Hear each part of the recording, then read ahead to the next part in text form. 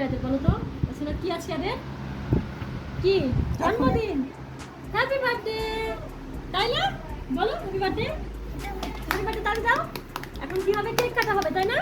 হ্যাঁ, কেক কাটা হবে গো। গাইছি যে মিষ্টি মিষ্টি বুড়ি, এই যে আবরার, এই যে অবরি। শোনো, তোমাদের আজকে কি, তোমার আজকে কি বলো? লেখা আছে সবাই বুঝিয়ে দেবো। তাই তো, হ্যাপি বার্থডে কেক। আর এটাতে কি, এটাতেও কেক আছে? এটাও কেক, আমাদের দুজনে দুটো। এই যে ইয়া, খোলো, খোলো, খোলো, খোলো। কত সুন্দর লাল সবুজ, তাই না অসিনা? তোমার কোনটা প্রিয়, এটা এটা না এটা? বলো এটা না এটা? হ্যাপি বার্থডে আবরার, আর এটা কি? হ্যাপি বার্থডে অবরি। এগুলো তো দেওয়াই হয়। তাই এগুলো কার? তাই তোমরা কি, তোমরা কি জমজ? তাই নাকি আবরার? তোমরা কি জমজ? ই আল্লাহ, আলহামদুলিল্লাহ, তোমাদের আজকে জন্মদিন।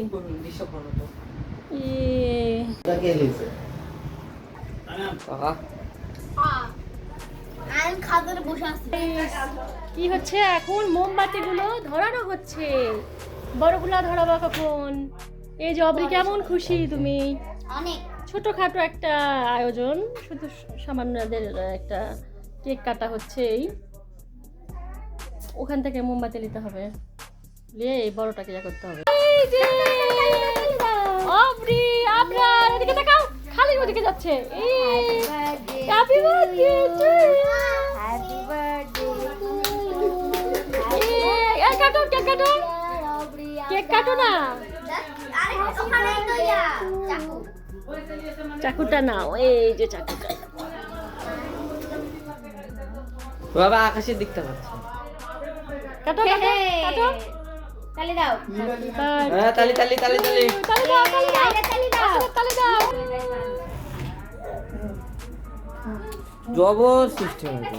মানুষ সেজে গেছে। এটা ছেলে মানুষ হয়ে গেছে রে আমার নাইরামণি রে। তুমি কি করবে? অবনীর কোলে যাবা, মামুনির কোলে?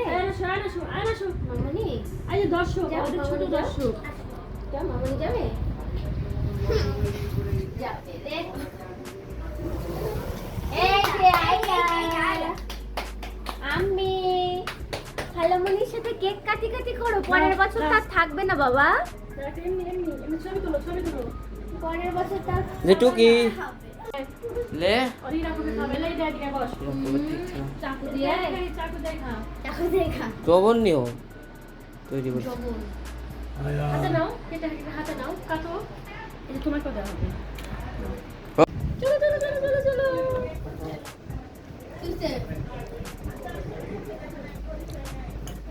পাস্তা একদম নতুন স্টাইলের, ঝটপট কিভাবে রান্না করা যায় সেই সিস্টেমে। এই যে এদিকে মশলা কষে নিচ্ছি, আর এই মশলার ভিতরে এই সব পাস্তাগুলো দিয়ে দিব, দিয়ে একটু পানি দিব, দিয়ে এটাকে এইখানে কষাবো, কষায় কষায় রান্না করবো। মানে এক্সট্রা পাস্তা সেদ্ধ করি নাই গাইস, এই যে সেদ্ধ করি নাই, শক্ত, খালি একটু বেশি করে পানি দিয়ে ধুয়ে নিয়েছে, সেদ্ধ করি নি গাইস।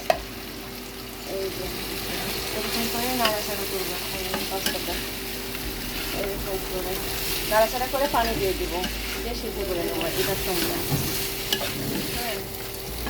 মানে একদম সহজ পদ্ধতিতে পাস্তা রান্না করতেছি গাইস, একদম সহজ পদ্ধতিতে। আপনারা এই যে পাস্তার জন্য এই যে একটু পানি দিয়ে দিয়েছি, দিয়ে এটাকে কষাই নেব। হেভি ফ্লেভার বের হয়েছে, কষাই নেব। এই যে এরকম পানি, হালকা পানি দেওয়ার কারণ কি জানেন? এই যে এই পাস্তাগুলোর মধ্যে যদি আমি এক্সট্রা সেদ্ধ করে নিই, তখন এর ভিতরে মশলা ঢুকতে মানে খুব সমস্যা হয়, এর ভিতরে মানে খুব কম ঢোকে। আর এইরকম করে কষায় নিয়ে হালকা পানি দিয়ে যদি আমি এইভাবে পাস্তা রান্না করি, সেই ক্ষেত্রে একদম প্রপারলি এর ভিতরে মশলা সবগুলো ঢুকে যাবে, আর প্রচুর টেস্টি হবে গাইস। আপনারা এরকম করে ট্রাই করে দেখবেন বাসাতে।